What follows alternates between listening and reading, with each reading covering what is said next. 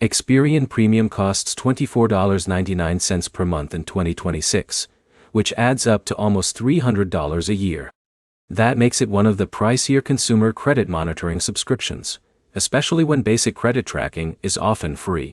By the end of this, you'll know what Experian Premium actually gives you, what makes it different from the free version, and when paying for it makes sense.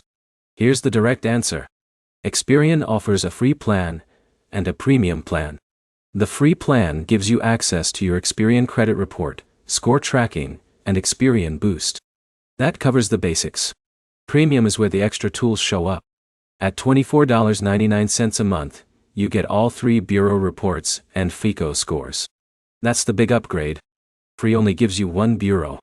Premium gives you a broader picture. Section 1. Why people pay. The biggest reason is access to all 3 reports. That matters because lenders don't all pull from the same bureau. If one report has an error, Premium helps you spot it.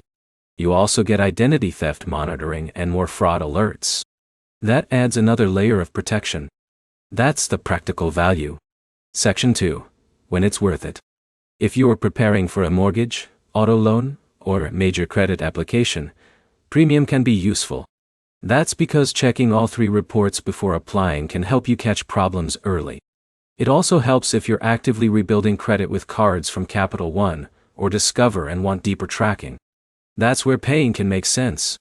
Section 3. When it's not. If you only want to check your score and monitor changes, the free version is usually enough. That's the truth of it. Apps like Credit Karma already cover 2 bureaus for free. Experian Free covers the third 8. That means you can piece together most of the same information without spending $300 a year. That's the strongest argument against Premium. Quick recap. Experian Premium costs $24.99 a month in 2026.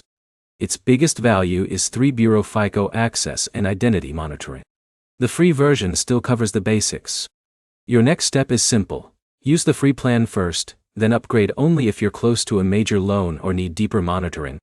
If this helped you figure out whether the price makes sense, like the video and subscribe.